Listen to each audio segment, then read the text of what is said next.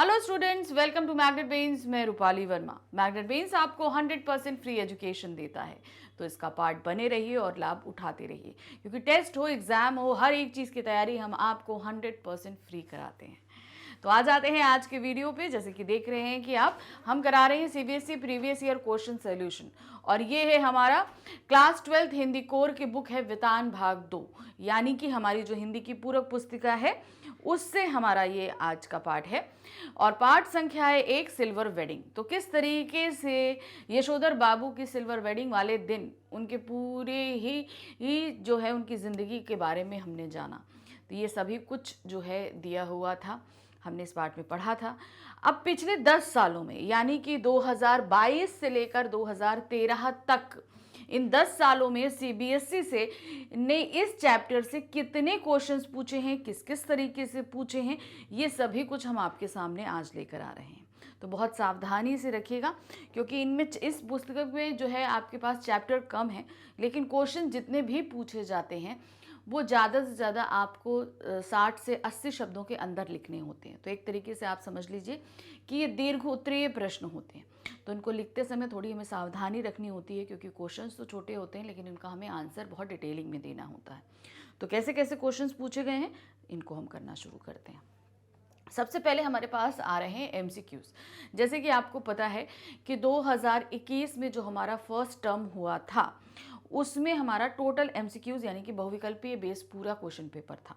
तो उसमें से जो हमारे आए थे प्रश्न, वो आपके सामने सबसे पहले प्रस्तुत हैं। ये हमारे सामने जो आ रहे हैं प्रश्न, ये 2021 और 22 में पूछे गए बहुविकल्पीय प्रश्न हैं। क्या है देखिए, सिल्वर वेडिंग कहानी के आधार पर बताइए कि दफ्तर में यशोधर बाबू से कर्मचारी क्यों परेशान रहते थे। क्या कारण था कि वो थोड़ा सा परेशान रहते थे, कारण बताइए। देखिए, यशोधर बाबू के कारण उन्हें दफ्तर में देर तक रुकना पड़ता था। यशोधर बाबू समय असमय उनका उपहास किया करते थे। यशोधर बाबू अपना काम भी उनसे करवाया करते थे। यशोधर बाबू समय से पूर्व दफ्तर आ जाया करते थे। तो उनकी परेशानी का कारण था उनका समय का पाबंद होना, यानी कि वो पहले आते तो थे लेकिन देर तक रुकते भी थे। तो इसीलिए जो है उनके कर्मचारी उनसे परेशान रहते थे, ये इसका सही कारण है। नेक्स्ट आते हैं, यशोधर बाबू को अपने बच्चों की कौन सी बात आपत्तिजनक लगती थी, जो उनको अच्छी नहीं लगती थी। क्या था? महत्वाकांक्षी और प्रगतिशील होना, समय के अनुसार घर में सामान लाना, सामर्थ्य के अनुसार आधुनिक सुविधाएं जुटाना, मानवीय संबंधों और संस्कारों की उपेक्षा। तो जो चीज उन्हें आपत्तिजनक लगती थी वो थी मानवीय संबंधों और संस्कारों की उपेक्षा। जो भाई आपके संबंध में, जैसे यहाँ पर संस्कार क्या है, भाई पिता बुजुर्ग हो गए तो उन्हें उनके कामों से फारिग कर दीजिए, आप जो है काम करिए, लेकिन ये चीज़ें नहीं होती थी। लोगों की भावनाओं को इतना अच्छे से वो लोग नहीं समझते थे, तो ये चीज़ उनके लिए हमेशा आपत्तिजनक रहती थी। दूसरा है आपके पास, उपहार में मिले ऊनी ड्रेस गाउन को लेते समय यशोधर बाबू की आंखों की कोर में नमी आने का कारण क्या था, कि उनकी आंखों में नमी आ गई थी। भाई क्या ऐसा था, क्यों उनकी आंखों में ये आंसू आए? तो क्या था? उन्हें किशन दा की याद आ गई थी। वे बच्चों से उपहार पाकर भावुक हो गए थे। बच्चों द्वारा घर की जिम्मेदारी उन्हीं के कंधों पर डाल दी गई थी। भरे पूरे परिवार के बीच स्वयं को अकेला पा रहे। तो सही कारण क्या था? उन्हें बच्चों द्वारा जो है घर की जिम्मेदारी उन्हीं के कंधों पर डाल दी गई थी। कारण क्या था? जो ऊनी गाउन दिया गया था, तो देते समय उनके बेटे ने बोला था कि अब आप जो है सुबह यही गाउन पहन के जो है दफ्तर दूध लेने के लिए जाया करिए, जबकि यशोधर बाबू चाहते थे कि ये जिम्मेदारी उनके बच्चे ले लें। और यहाँ पर क्या है, गाउन देकर उन्होंने बोला था कि ये जिम्मेदारी आप निभाते रहिए। तो ये चीज़ के ये इसी के कारण उनकी आंखों में हल्की सी नमी आ गई थी। सिल्वर वेडिंग कहानी के आधार पर बताइए कि यशोधर बाबू ऑफिस में दिन भर के शुष्क व्यवहार का निराकरण कैसे किया करते थे। दिन भर जो एक होता है ना, हम लोग पूरा दिन खाली काम में लगे रहते हैं, ऑफिस में ऐसा रहता है, तो वो शुष्क व्यवहार कैसे सही करते थे वो। तो क्या था?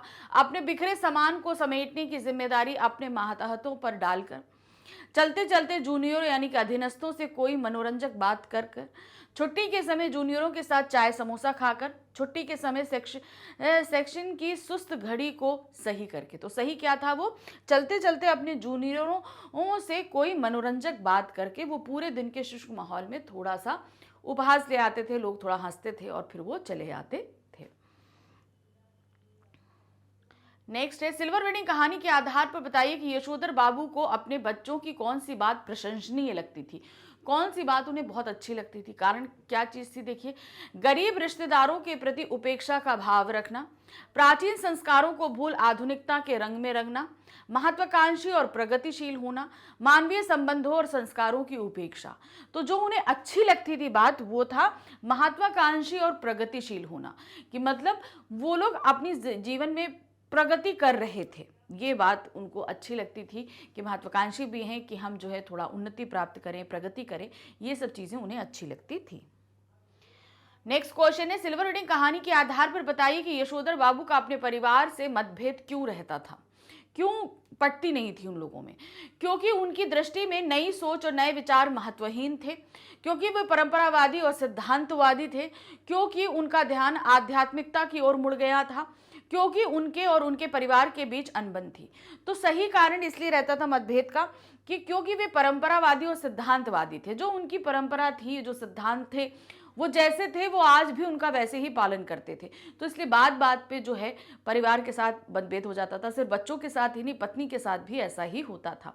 तो वो परिवार में कोई भी सदस्य ऐसा नहीं था जो उनके इन सिद्धांतों और इस परंपरावादी सिद्धांतवादी विचारधारा से पूरी तरीके से संतुष्ट हो, और इसी कारण से उन लोगों के बीच में कहासुनी हो जाया करती थी।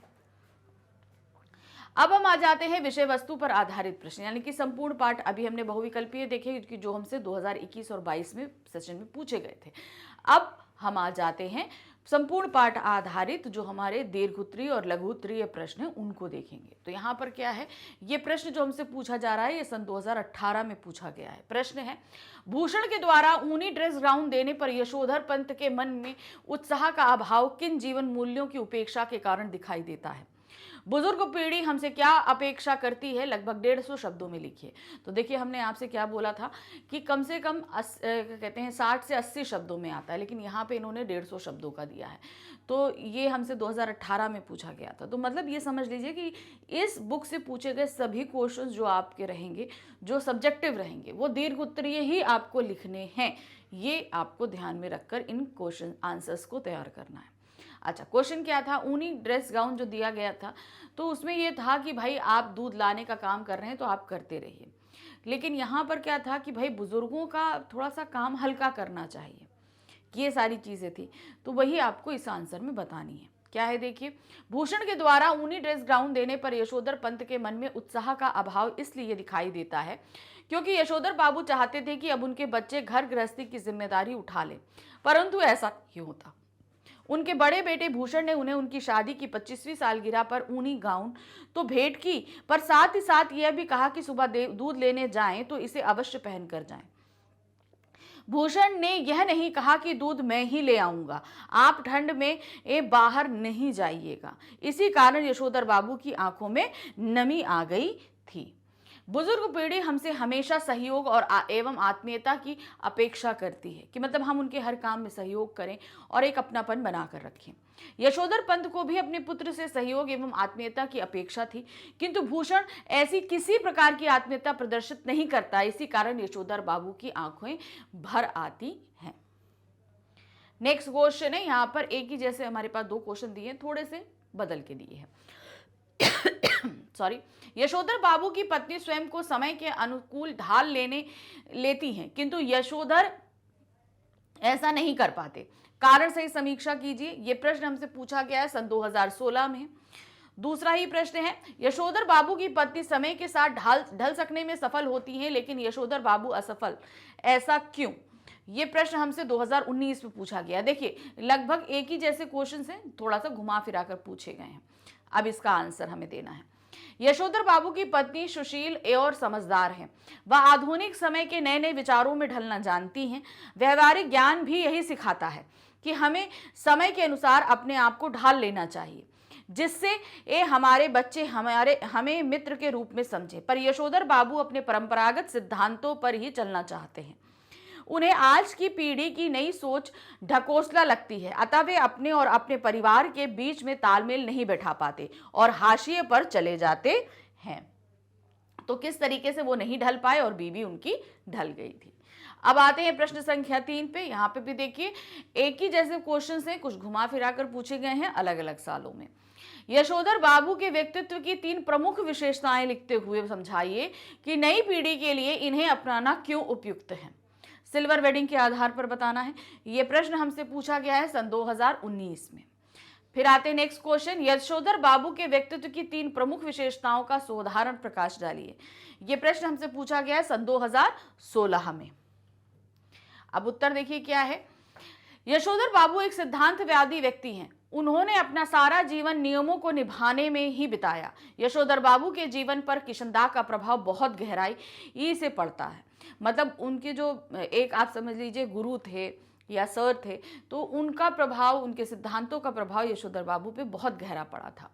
यशोधर बाबू अपने काम के प्रति बहुत ही ईमानदार हैं। वे अपना काम किसी भी कारण से देर से नहीं करते। सिद्धांतवादी होने के कारण वे परिवार से दूरी बनाए रहते हैं। यद्यपि उनके बच्चे उनमें बदलाव चाहते हैं, किंतु वे स्वयं को अंत तक नहीं बदल पाए। उन्हें सामाजिक मूल्यों की गहरी परख है। वे 5 बजे दफ्तर की छुट्टी के बाद बिरला मंदिर जाते हैं, कभी कभी वहां प्रवचन भी सुनते हैं। उनके बाद पहाड़गंज जाकर सस्ती सब्जियां भी खरीदते हैं। यही समय उन्हें किसी से मिलने मिलाने का भी तय रखा है। वे चाहते हैं कि उनके बच्चे भी उनसे अपने कामों में सलाह लें, किंतु बच्चे उन्हें ये कहकर चुप करा देते हैं कि अब जब आपको कुछ पता ही नहीं तो क्या पूछे। यशोधर बाबू भी किशनदास से पूछ पूछ कर सारे काम करते थे। यही आदत वे अपने बच्चों में भी देखना चाहते हैं। यशोधर बाबू पुराने रीति रिवाजों को मानने वाले व्यक्ति हैं। वे अपने परिवार के सदस्यों के साथ तालमेल नहीं बिठा पाए। उनकी सोच में नए विचार निरर्थक हैं। सामंजस्य न बिठाना पाने के कारण यशोधर बाबू हाशिए पर चले गए। तो कारण क्या हुआ, देखिए उनके जीवन की जितनी भी विशेषताएं थी हमने बता दी कि किस तरीके से वो किशनदा को फॉलो करते थे। वो जो सिद्धांत थे, वो परंपराएं थी, वो सभी कुछ वो फॉलो कर रहे थे। नेक्स्ट आते हैं, यशोधर बाबू 2 भिन्न कालखंडों में जी रहे हैं। पक्ष या विपक्ष में साधारण उत्तर दीजिए। यह प्रश्न हमसे पूछा गया सन 2016 में। तो देखिए वो जी तो वर्तमान आधुनिक काल में रहे हैं, लेकिन उनकी सोच जो है वो प्राचीन काल की है, मतलब पहले समय की है वो सोच को। तो इसीलिए उनको बोला गया है कि 2 विभिन्न कालखंडों में वो जी रहे। समय के साथ उनकी सोच, उनके विचार जो है वो नहीं बदले। यशोधर बाबू को आदर्श व्यक्तित्व कहा ही इसलिए गया है क्योंकि वे जीवन भर अपने सिद्धांतों पर चलते रहे। यशोधर बाबू पुराने विचारों वाले व्यक्ति हैं और वे नहीं मानते कि उनके बच्चे आधुनिक युग के साथ चलते चलते यथार्थ दुनिया के बारे में उनसे अधिक अच्छा सोच पाते हैं। उन्हें समाज में कहीं भी नयापन या कुछ गलत दिखाई देता है तो वे कहते हैं सम हाउ इम्प्रॉपर। यशोधर बाबू अपने सामाजिक मूल्यों को बनाए रखना चाहते हैं। आज विश्व में हमें सबके साथ कंधे से कंधा मिलाकर चलना पड़ता है। मेरी दृष्टि में नई पीढ़ी के उन्हीं विचारों को अपनाना उचित है जिनसे अपना और समाज का विकास हो। पुरानी पीढ़ी का रहन सहन, पहनावा, खाना पीना, व्यवहार में थोड़ा बहुत बदलाव लाना ही चाहिए। उदाहरण के लिए यदि हम लड़कियों को ना पढ़ाएं तो नुकसान अपना ही करेंगे, क्योंकि शिक्षित नारी पूरे परिवार को शिक्षित बनाती है। इसीलिए आधुनिक युग की सोच है कि यशोधर बाबू जैसे लोगों को अपने पुराने विचारों से नए विचारों को भी शामिल कर लेना चाहिए। तो जो 2 काल खंडों में जी रहे थे, जो उनके पुराने विचार थे, वो आधुनिक विचारों के साथ नहीं मिल पा रहे थे। जी आधुनिक समय में रहे हैं, विचार पुराने समय के हैं, तो इसीलिए उनको 2 काल खंडों में बताया गया। ठीक है, आप अपने विचार रखिए, लेकिन कुछ नए विचारों को भी उनमें शामिल करिए, क्योंकि समय के साथ हर चीज में परिवर्तन आता ही आता है। नेक्स्ट है, वाईडी पंथ का आदर्श कौन था? उनके व्यक्तित्व की 3 विशेषताएं बताइए। तो वाईडी पंथ आपको पता है, यशोधर बाबू जी। तो यहां पर आपको जो बताना है, ये प्रश्न पूछा गया उनके आदर्श कौन थे? किशनदा थे। तो यहां पर ये प्रश्न हमसे 2016 और 2013 में पूछा गया है। वाईडी पंथ अर्थात यशोधर बाबू के आदर्श किशनदा थे। किशनदा इस कहानी के हर संदर्भ में हस्तक्षेप करते हुए भी ये सबसे दूर है। मतलब वो है नहीं एक्चुअल में प्रेजेंट, लेकिन हर जगह उनका नाम आया है, क्योंकि हर जगह पे यशोधर बाबू उनको याद करते हैं। उनकी मृत्यु हो चुकी है, किंतु वो अपने मानस पुत्र यानी कि यशोधर बाबू के रूप में मानो जीवित हैं। उनके व्यक्तित्व की उल्लेखनीय विशेषताएं निम्नलिखित हैं, क्योंकि वो जीवित हैं। किस लिए? जैसे किशनदा के जो विचार थे, जो सिद्धांत थे, वही सब यशोधर बाबू में देखने को मिलते हैं। तो इसीलिए कहा गया है मानस पुत्र के रूप में अभी भी वो जीवित हैं। तो अब इनकी विशेषताएं देखिए क्या है। किशनदास सरल हृदय रखने वाले एवं सहयोगी व्यक्ति वे मूल रूप में पहाड़ी क्षेत्र से संबंधित हैं। तो सहयोगी व्यक्ति हैं और वे मूल रूप से पहाड़ी व्यक्ति थे जो दिल्ली में नौकरी करते हैं। पहाड़ी क्षेत्र से आने वाले अनेक युवक अपने काम से दिल्ली आने पर उन्हीं के घर शरण लेते हैं। दूसरा है विशेषता, वे यशोधर बाबू को स्नेह से भाऊ कहकर पुकारते हैं। वे अविवाहित हैं तथा उन्होंने अपने घर को मेस जैसा बना दिया है। मेस आप जानते हैं जहां खाना लोग रहते हैं और खाना वगैरह खाते हैं, जहां कोई भी व्यक्ति आकर आपसी सहयोग से खा पका सकता है। तीसरी विशेषता है, वे परोपकारी प्रवृत्ति के व्यक्ति हैं, यहाँ सिद्धांतवादी भी हैं। किशनदास ने ही मैट्रिक पास यशोधर पंत को न केवल सरकारी नौकरी दिलवाने में मदद की बल्कि आवश्यकता पड़ने पर अपनी जेब से पैसे भी उधार दिए। उन्होंने अपने जीवन में कुछ सिद्धांतों को अपनाया हुआ था जिनका वे दृढ़ता से पालन करते थे। तो जो सिद्धांत अपनाए तो उनके बहुत ही दृढ़ता से उनका पालन करते थे। किशनदास अनुभवी व्यक्ति हैं और अपने अनुभवों का लाभ अपने प्रियजनों को देते हैं। यशोधर बाबू के व्यक्तित्व निर्माण में किशनदास का अपूर्व योगदान है। वे उन्हें ऑफिस के कार्यों के साथ साथ जीवन के विभिन्न प्रसंगों पर भी दिशा निर्देश देते हैं। तो मतलब सिर्फ नहीं है ऑफिस के काम में ही दे, बाकी और जीवन जो होता है उसमें भी वो उनको जो है सलाह मशवरा दिया करते थे। नेक्स्ट क्वेश्चन है, क्या पीढ़ी के अंतराल को सिल्वर वेडिंग की मूल संवेदना कहा जा सकता है? तर्कों के आधार पर अपने विचारों की पुष्टि कीजिए। तो हम कह सकते हैं पीढ़ी का अंतराल है, क्योंकि ये पूरी कहानी अगर हम देखेंगे तो यशोधर बाबू, उनके बच्चों और किशनदास की सोच पर आधारित है। तो ये पीढ़ी का अंतराल ही है जो इस पूरी कहानी में हमको दर्शाया गया है। तो ये हमसे क्वेश्चन पूछा गया है सन 2013 में। पीढ़ी के अंतराल को सिल्वर वेडिंग की मूल संवेदना कहा जा सकता है क्योंकि इस कहानी में नई पीढ़ी और पुरानी पीढ़ी के विचारों के मतभेद पर बड़ी गहराई से प्रकाश डाला गया है तथा कहानी के इसी मूल संवेदना को दर्शाया गया है। यशोधर बाबू के 4 बच्चे हैं, 3 लड़के और 1 लड़की, लेकिन इन सभी के साथ यशोधर बाबू वैचारिक स्तर पर मतभेद रखते हैं। तो भाई पीढ़ी अंतराल है, बच्चों के साथ उनके मतभेद चलते ही रहते हैं। कम उम्र में ही बड़े लड़के का 1500 तनख्वाह पाना, दूसरे लड़के का निचले स्तर की नौकरी ज्वाइन करना, तीसरे लड़के का पढ़ाई के लिए दूर जाना, बेटी का पहनावा, रहन सहन आदि उसे समहाउ इनप्रॉपर लगता है। मतलब उन्हें ये सारी चीजें अच्छी नहीं लगती हैं। पीढ़ी के अंतराल का कारण यह है कि पुरानी पीढ़ी नए बदलाव को समझना ही नहीं चाहती, स्वीकार करना तो दूर की बात है।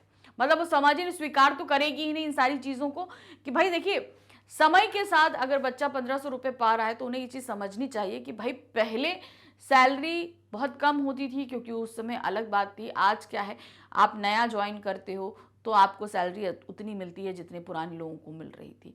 तो ये चीज़ें अंतराल समझ नहीं पा रहे थे कहीं ना कहीं यशोधर बाबू जी। प्रश्न संख्या 7 है, सिल्वर वेडिंग कहानी के आधार पर यशोधर बाबू के मानसिक द्वंद्व की व्यंजक किन्हीं 2 घटनाओं का उल्लेख कीजिए। जहां पर वो काफी तौर पर मानसिक द्वंद्व से उलझे हुए हैं, उन 2 घटनाओं का हमें यहाँ उल्लेख करना है। ये प्रश्न हमसे सन 2013 में पूछा गया है। तो क्या है देखिए, सिल्वर वेडिंग के केंद्रीय पात्र यशोधर पंत रहते तो वर्तमान में हैं, परंतु वे अपने अतीत से बाहर नहीं निकल पाते हैं। यानी कि हर जगह वो किशनदास को सोचते रहते हैं, उनके आदर्शों का ही पालन करते हैं। वे कहते हैं कि उनकी तो परंपरा ही ऐसी है। वह पत्नी से कहते हैं, जिस तरह तुमने बुढ़िया काल में यह बगैर बाह का ब्लाउज पहनना, या रसोई के बाहर दाल भात खा लेना, या ऊंची हील वाली सैंडल पहनना और ऐसे ही 50 काम अपनी बेटी की सलाह पर शुरू कर दिए हैं, मुझे तो वे समहाउ इनप्रॉपर ही मालूम होते हैं। एनीवे, मैं तुम्हें ऐसा करने से रोक नहीं रहा। देयरफॉर तुम लोगों को भी मेरे जीने के ढंग पर कोई ऐतराज नहीं होना चाहिए। तो देखिए उनको ये सारी चीजें पसंद नहीं आ रही तो कह रहे तुम करो, लेकिन जो मेरे सिद्धांत हैं उनमें भी तुम इंटरफेयर नहीं करो। जैसे मैं जी रहा हूं मुझे जीने दो। वे चाहते हैं कि उनके बच्चे उनके व्यवहार और रहन सहन का अनुकरण करें, परंतु उनकी संतानें उन्हें रूढ़िवादी समझती हैं। यशोधर बाबू के मन में अंतर्द्वंद चलता रहता है। वे घर में आधुनिक सुविधाओं की वस्तुएं देखकर गर्व महसूस करते हैं, परंतु फिर भी उन्हें यह सब समहाउ इनप्रॉपर लगता है। तो ये सारी चीजें देखिए उन्हें अच्छा लगता है, लेकिन कहीं ना कहीं ये सारी चीजें उनको खटकती भी हैं। नेक्स्ट क्वेश्चन है प्रश्न संख्या 8। पुराने होते जा रहे जीवन मूल्यों एवं नए प्रचलनों के बीच यशोधर पंथ के संघर्ष पर प्रकाश डालिए। तो फिर वही अंतर्द्वंद दिखाया गया है, पुराने मानदंड और नए मानदंडों पे जो संघर्ष हमको है वो बताना है। ये प्रश्न संख्या 2017 में हमसे पूछा गया है। सिल्वर वेडिंग यथार्थ में वर्तमान युग के बदलते जीवन मूल्यों की कहानी है। मतलब वास्तविकता में जो हमारे सामने आजकल जो जीवन मूल्य बदल रहे हैं उनकी कहानी हमारे सामने प्रस्तुत है। कहानी के केंद्रीय चरित्र यशोधर बाबू पाश्चात्य सभ्यता से विरक्ति रखते हैं, यानी कि उन्हें बिल्कुल भी ये जो पश्चिमी सभ्यता है पसंद नहीं है। उनका व्यवहार अपनी पत्नी एवं बच्चों के प्रति उनके विरोध की भावना को दर्शाता है कि उन्हें ये सारी चीजें पसंद नहीं है, ये बताता है, क्योंकि वो पुराने विचारों का समर्थन करते हैं जबकि उनका परिवार आधुनिक विचारों के पक्ष में रहता है। वर्तमान समय पूरी तरह अर्थ पर आधारित हो गया है। आजकल परिवार में धन की अधिकता रहने पर ही पारिवारिक संबंध ठीक से निभ पाते हैं, अन्यथा परिवार को बिखरते देर नहीं लगती। तो इस किस तरीके से वो बता रहे हैं ना कि सारी चीजें जो है ना अगर हैं तो आपको समझना है, नहीं तो परिवार बिखर जाते हैं। यशोधर बाबू को धन से विशेष लगाव नहीं है, इसीलिए वे अधिक कमाने पर ध्यान नहीं देते। इसीलिए देखिए जितना उनको मिल रहा है वो उससे सेटिस्फेक्शन है, चाहें तो बहुत कमा सकते हैं। लेकिन आजकल के समय में क्या हुआ, आधुनिक समय में जब इनके बच्चे थे तो पैसा ज़्यादा महत्व रखने लगा था, क्योंकि अब सभी चीज़ें हमें पैसे से मिल रही थी और यशोधर बाबू के लिए धन कोई मायने नहीं रखता। उनका बड़ा बेटा भूषण विज्ञापन कंपनी में 1500 रुपये प्रति माह पर काम करता है। उसमें अमीर व्यक्ति बनने की आकांक्षा है। वह यशोधर बाबू के विचारों के विपरीत सामाजिक संबंधों की मर्यादा को नकारता है, यानी कि वो जो समाज में जो संबंध चलते हैं उनको वो ज़्यादा पसंद नहीं करता, वो धन को ज़्यादा अहमियत देता है। इसी कारण वह अपनी बुआ को पैसे नहीं भेजता। उसे ना अपने माता पिता की इच्छा की परवाह है और न रिश्तेदारी की। बदलते जीवन मूल्य के साथ आज की पीढ़ी सामाजिक परंपराओं को दक्यानुसी मानकर छोड़ रही है। पुरानी पीढ़ी निस्तेज होकर हाशिए पर लाचार खड़ी नजर आती है। नई और पुरानी पीढ़ी के बीच वैचारिक अंतर बहुत गहरा हो गया है। अतः कहा जा सकता है कि सिल्वर वेडिंग वर्तमान युग में हो रहे पारिवारिक मूल्यों के विघटन का यथार्थ चित्रण है। तो देखिए यहाँ पर क्या है, जो आधुनिक लोग हैं, जो नई पीढ़ी है, वो पुराने लोगों को जो है दक्यानुसी मानकर उनके विचारों को ज़्यादा मायने नहीं देती, और जो पुराने लोग हैं वो कहते हैं कि पाश्चात्य संस्कृति या नए विचार जो हैं वो हम एक्सेप्टेबल नहीं है हमारे लिए, क्योंकि वो कहीं ना कहीं जीवन मूल्यों और सामाजिक मूल्यों से बहुत हद तक अलग है। तो ये मतभेद जो है वो कहीं ना कहीं हमारे रिश्तों को विघटित कर रहा है, यही इस चीज़ में बताया गया है। नेक्स्ट आते हैं प्रश्न संख्या 9। यहाँ पर देखिए दो अलग अलग प्रश्न दिए गए हैं, लेकिन लगभग एक जैसे हैं, अलग अलग सालों में पूछे गए हैं। क्या है, यशोधर बाबू ने किशनदाह से एक किन जीवन मूल्यों को पाया, क्या क्या चीजें उन्होंने ली, ये चीजें बतानी है। उनका उल्लेख करते हुए बताइए कि आपके लिए भी वे उपयोगी हो सकते हैं, तो कैसे। ये प्रश्न हमसे पूछा गया सन 2019 में। अब अथवा करके दूसरे प्रश्न पे आते हैं। सिल्वर वेडिंग के आधार पर उन जीवन मूल्यों पर विचार कीजिए जो यशोधर बाबू को किशनदाह से उत्तराधिकार में मिले थे। आप उनमें से किन्हें अपनाना चाहोगे। तो देखिए एक ही जो पूछा जा रहा है लगभग सेम ही है, लेकिन अलग अलग तरीके से प्रश्न पूछा गया है। ये दूसरा प्रश्न हमसे सन 2015 में पूछा गया है। अब उत्तर इसका देखिए क्या है। यशोधर पंत जब गांव से दिल्ली आए तो सर्वप्रथम किशनदाह ने ही उनकी सहायता की। किशनदाह ने यशोधर पंत को मेस का रसोइया बनाकर रख लिया, क्योंकि तब तक यशोधर जी की उम्र सरकारी नौकरी के लिए कम थी। किशनदाह ने यशोधर जी को 50 रुपए उधार भी दिए, जिससे वे अपने लिए कपड़े बनवा सके और कुछ पैसे गांव भी भेज सके। बाद में किशनदाह ने अपने ही नीचे नौकरी दिलवाई और दफ्तर के कामों में भी मार्गदर्शन कराया। तो किशनदाह जी के जो विचार थे वो दिखाए जा रहे हैं। यशोधर पंत भी किशनदाह की सलाह के बिना कोई कार्य नहीं करते थे। किशनदाह परंपरागत सिद्धांतों को मानने वाले व्यक्ति थे। इस तरह किशनदाह के साथ रहते रहते यशोधर बाबू भी उन्हीं की तरह सिद्धांतवादी बन गए। अब वे अपना हर काम किशनदाह को ध्यान में रखकर करते थे। यशोधर पंत किशनदाह के सिद्धांतों के साथ अपना जीवन बिताने लगे। हालांकि सिद्धांतों के कारण उन्हें समाज में और परिवार में पुराने विचारों को समझा जाने लगा, पर उन्होंने किसी की परवाह ना करते हुए किशनदाह के सिद्धांतों को ही अपने जीवन का आधार बनाया। मतलब किसी चीज की परवाह नहीं करी। तो किशनदाह के जो विचार थे उन्हीं को यशोधर बाबू ने अपना लिया और उन्हीं को मानते हुए चले। समाज और स्वयं के बीच सामंजस्य ना बिठा पाने के कारण यशोधर बाबू वो हाशिए पर चले गए। इन्हीं बातों से पता चलता है कि यशोधर बाबू के जीवन पर किशन दा का बहुत गहरा प्रभाव था। यशोधर बाबू का व्यक्तित्व तो बहुत ही सराहनीय है, इसीलिए हमें उनके विचारों को अपनाना चाहिए। पुरानी पीढ़ी को रहन सहन, पहनावा, खाना पीना और व्यवहार में थोड़ा बहुत बदलाव लाना ही चाहिए। ठीक है, आपके जो विचार हैं वो बहुत अच्छे हैं, लेकिन समय के साथ उनमें थोड़ा सा बदलाव रिक्वायरमेंट होती है। उदाहरण के लिए यदि हम लड़कियों को ना पढ़ाएं तो नुकसान अपना ही करेंगे, क्योंकि शिक्षित नारी पूरे परिवार को शिक्षित बनाती है। तो यहाँ पर ये चीज़ क्या बताई गई है कि विचार उनके बहुत अच्छे हैं, हमें अपनाने भी चाहिए, लेकिन समय के साथ उनमें बदलाव भी जरूरी है। अब आ गए प्रश्न संख्या 10 पे। यशोधर बाबू किन जीवन मूल्यों को थामे बैठे थे? नई पीढ़ी उन्हें प्रासंगिक क्यों नहीं मानती? तर्क सम्मत उत्तर दीजिए। अब ये हमें बताना है, ये प्रश्न हमसे पूछा गया सन 2015 में। क्या दिया है? यशोधर बाबू पुराने जीवन सिद्धांतों को अपनाकर चलने वाले व्यक्ति थे। वे आधुनिक जीवन शैली एवं जीवन मूल्यों को व्यर्थ मानते हैं। हालांकि यशोधर बाबू भी आधुनिकता के प्रभाव से अछूते नहीं रह पाते हैं। भाई, आधुनिकता अगर उनके परिवार में आई तो कहीं ना कहीं उनके अंदर भी आई है, परंतु वे नए विचारों को अपनाने में सफल नहीं हो सके। अपने दृढ़ जीवन मूल्यों के आधार पर चलने के कारण ही नौकरी के अलावा अन्य तरीकों से धन कमाने की उन्होंने कभी नहीं सोची। चाहते तो वो जिस पोस्ट पे थे बहुत तरीके से वो पैसा कमा सकते थे, लेकिन जो उनको सैलरी आ रही थी वो उसमें सेटिस्फाई थे। उन्होंने और तरीकों से धन कमाने की सोची ही नहीं। अपने सिद्धांतों के कारण ही उन्होंने अपने कोटे का फ्लैट भी नहीं लिया। ये हमेशा चाहते थे कि परिवार के सभी सदस्य उनकी सलाह से ही कोई कार्य करें या अपना पहनावा, व्यवहार आदि रखें। तो किस तरीके से वो ये सारी चीजें सोच रहे थे कि भाई जो कुछ हो रहा है वो उसी तरीके से होता रहे। जैसे वो किशन दा की बातों को मान रहे थे, तो यशोधर बाबू सोच रहे थे कि उनके बच्चे भी उनसे हर एक चीज की सलाह लें और उनकी कही हर एक बात को वो माने।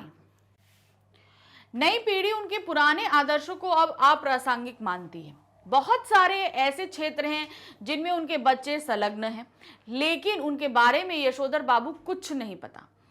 तो वे उनमें अपनी राय कैसे दे सकते हैं और वह कहां तक उपयोगी है? यशोधर बाबू अपने सिद्धांतों के प्रति निष्ठावान थे, जबकि उनकी पत्नी एवं बच्चे आधुनिक जीवन मूल्यों को अपनाने के कारण उनसे विपरीत सोच रखते थे। अब क्या था, वो किशन दा की बातों को ही मान रहे थे, उन्हीं के विचारों पर चल रहे थे, लेकिन समय बदल रहा था।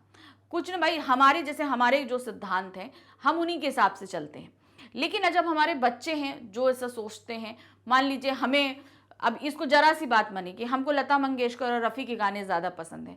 अब आप आगे आ गए बच्चे तो क्या हो गया, उन्हें बीटीएस ज़्यादा पसंद है, ब्लैक पिंक के गाने ज़्यादा पसंद है, तो ये सारी चीज़ें आ जाती हैं, है ना। तो अब इसका मतलब ये थोड़ी ना कि वो जो कर रहे हैं वो गलत है। भाई, हमारे समय में जो लोग रहे हमारी पसंद रहे, अब उनके समय में जो उनकी पसंद है वो उसको फॉलो कर सकते हैं। बस हमें ये ध्यान रखना होता है कि वो कुछ किसी गलत रास्ते पे नहीं जाए, लेकिन समय के साथ अपनी सोच को हमें बदलना पड़ता है। ये नहीं कि हम जो चाह रहे हैं वैसा ही हो, ऐसा ज़रूरी नहीं होता है। यशोधर बाबू को सभी नए विचार समहाउ इम्प्रॉपर लगते थे। वास्तव में नई पीढ़ी बदलाव चाहती है और अनेक ऐसे क्षेत्र हैं जिनमें नई पीढ़ी की समझ ज़्यादा अच्छी है। बहुत सी ऐसी जगह हैं। नई पीढ़ी के विचारों को उनके मूल्यों में एकदम से नकारना उचित नहीं है। समय के साथ चलकर ही अपनी प्रगति की जा सकती है। इस बात को पुरानी पीढ़ी के सदस्यों को समझना पड़ेगा तथा नई पीढ़ी को भी यह ध्यान रखना होगा कि बदलाव बेहतर के लिए हो, बदतर के लिए नहीं। तो यहाँ पर क्या है, अगर पुरानी पीढ़ी नए विचारों को अपना रही है तो नई पीढ़ी को भी ये समझना है कि भाई हमसे जो बड़े हैं वो ज़्यादा एक्सपीरियंस्ड हैं, समाज की दुनियादारी की ज़्यादा समझ रखते हैं, तो उनसे सलाह लीजिए। जहाँ कहीं आप थोड़ा कंफ्यूज होते हैं, थोड़ा सलाह लीजिए और उनकी सलाह के साथ करिए। पता नहीं है ये चेंजेस कहीं आपकी ज़िंदगी में आपको नुकसान ना पहुँचा दें, तो वो अगर कोई सलाह दे रहे हैं या आप लेना चाहते हैं तो उनकी सलाह को समझिए, वो हमारे लिए बहुत कीमती है। प्रश्न संख्या 11 है। यहाँ पर भी 2 प्रश्न रखे गए हैं, अलग अलग सालों में पूछे गए हैं। देखिए, सिल्वर वेडिंग वर्तमान युग में बदलते जीवन मूल्यों की कहानी है, सोदाहरण सिद्ध कीजिए। ये प्रश्न हमसे 2014 में पूछा गया है। दूसरा है, सिल्वर वेडिंग के आधार पर उन जीवन मूल्यों की सोदाहरण समीक्षा कीजिए जो समय के साथ बदल रहे हैं। अब ये प्रश्न हमसे सन 2014 में पूछा गया, मतलब अलग अलग सेट्स में पूछा जाता है। आपको पता है कि भाई जो बोर्ड एग्जामिनेशन के सेट्स बनते हैं वो अलग अलग सेट बनते हैं, तो यहाँ पर अलग अलग सेट्स में ये पूछा गया है। क्या है देखिए, सिल्वर वेडिंग यथार्थ में वर्तमान युग के बदलते जीवन मूल्यों की कहानी है। हम सभी ये जानते हैं। कहानी की केंद्रीय चरित्र यशोधर बाबू पाश्चात्य सभ्यता से विरक्ति रखते हैं, यानी कि पश्चिमी सभ्यता से। उनका व्यवहार अपनी पत्नी एवं बच्चों के प्रति उनके विरोध की भावना को दर्शाता है, क्योंकि वे पुराने विचारों का समर्थन करते हैं जबकि उनका परिवार आधुनिक विचारों के पक्ष में रहता है। इसीलिए उन दोनों में मतभेद होता रहता है। वर्तमान समय पूरी तरह अर्थ पर आधारित है। अर्थ मतलब पैसे पे आधारित है। हम ये सभी देख रहे हैं कि आजकल हर एक चीज पैसे से अवेलेबल है हमारे लिए। आजकल परिवार में धन की अधिकता रहने पर भी पारिवारिक संबंध ठीक से निभ पाते हैं, अन्यथा परिवार को बिखरते देर नहीं लगती। देखिए, घर में अगर पैसे की कमी होती है तो बहुत ज़्यादा लड़ाई झगड़े, ये सब चीज़ें, जो लोगों की ज़रूरतें नहीं पूरी होती तो बहुत परेशानी होने लगती है। तो टोटली क्या किस पे डिपेंड हो गए हैं हम लोग? पैसे पे डिपेंड हो गए हैं। यशोधर बाबू को धन से विशेष लगाव नहीं है, इसलिए वे अधिक धन कमाने पर ध्यान नहीं देते। उनका बड़ा बेटा भूषण विज्ञापन कंपनी में 1500 रुपए पर प्रति माह पर काम करता है और उसमें अमीर व्यक्ति बनने की आकांक्षा है। वह यशोधर बाबू के विचारों के विपरीत सामाजिक संबंधों की मर्यादा को नकारता है। इसी कारण वह अपनी बुआ को पैसे भी नहीं भेजता। उसे ना अपने माता पिता की इच्छा की परवाह है, ना रिश्तेदारी की। बदलते जीवन मूल्य के साथ आज की पीढ़ी सामाजिक परंपराओं को दक्यानुसी मानकर उन्हें छोड़ रही है। तो देखिए, अब यहाँ पर क्या चीजें हुई, ध्यान दीजिएगा कि ये जो जीवन मूल्य हैं, ये कहीं ना कहीं क्या, जब हमारी आज की वर्तमान समय जब पैसे पर आधारित हो गया है तो हमारे लिए जो हमारे सामाजिक संबंध हैं वो कहीं ना कहीं दूर होते जा रहे हैं, क्योंकि हम पैसे को ज़्यादा अहमियत दे रहे हैं। तो ये चीज़ गलत है। अगर पैसा आज के जीवन के लिए ज़रूरी है तो संबंध भी उतने ही ज़रूरी हैं, तो हमें उनको भी पालन करना ही है।